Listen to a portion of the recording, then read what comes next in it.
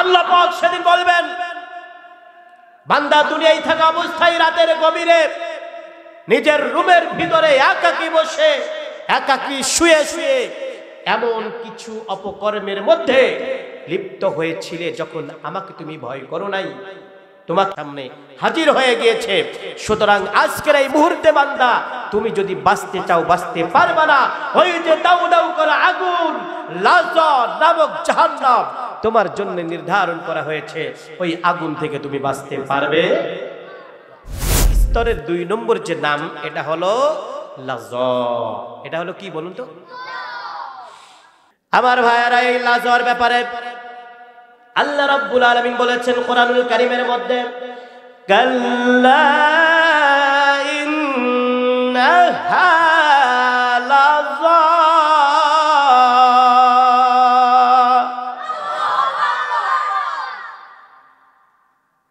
জাহান্নামের আরেকটা স্তর, 2 নম্বর স্তর হলো লাযা।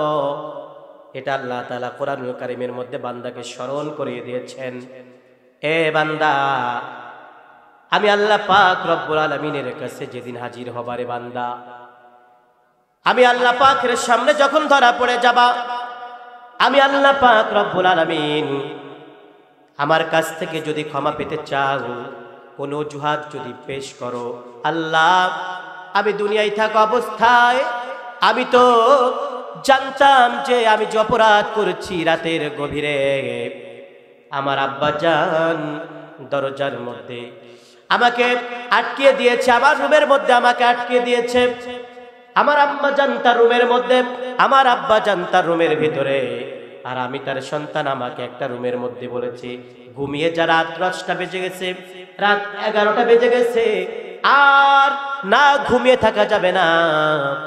কিন্তু দরজাটা যখন লাগিয়ে দিলাম, আমি মনে করেছি আমার রুমের মধ্যে তো আর কেউ ঢুকতে পারবে না। সুতরাং আমার সাথে মোবাইল একটা আছে, এই মোবাইল দিয়া যেমন কর্ম তেমন করতে চাইলাম, মোবাইল দিয়া ফেসবুক চালালাম, মোবাইল দিয়া ইউটিউব চালালাম, মেসেঞ্জার চালালাম, এইভাবে একটার পরে একটা চালালাম। এমনকি চালাতে চালাতে এমন একটা পর্যায়ে চলে গেলাম, এমন কিছু জিনিস আমার মোবাইল দিয়ে দেখলাম যেটা একজন মুসলমান হিসাবে কখনো দেখা উচিত হয় না।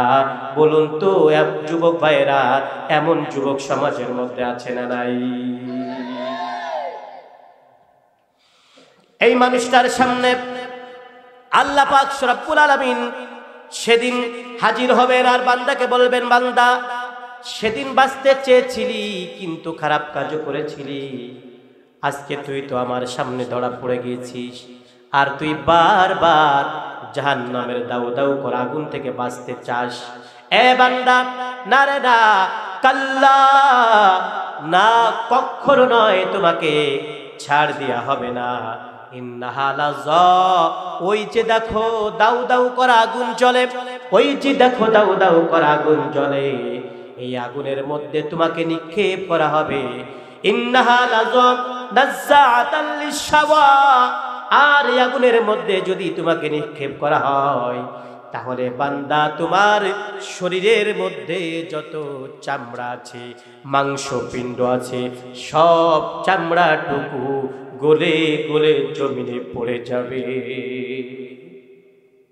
একটাবার চিন্তা করেন, আল্লাহ পাক সেদিন বলবেন, বান্দা দুনিয়ায় থাকা অবস্থায় রাতের গভীরে নিজের রুমের ভিতরে একাকী বসে একাকী শুয়ে শুয়ে এমন কিছু অপকর্মের মধ্যে লিপ্ত হয়েছিলে যখন আমাকে তুমি ভয় করো নাই, তোমার সামনে হাজির হয়ে গিয়েছে। সুতরাং আজকের এই মুহূর্তে বান্দা তুমি যদি বাঁচতে চাও বাঁচতে পারবে না। ওই যে দাউ দাউ করা আগুন লাযা নামক জাহান্নাম তোমার জন্য নির্ধারণ করা হয়েছে, ওই আগুন থেকে তুমি বাঁচতে পারবে।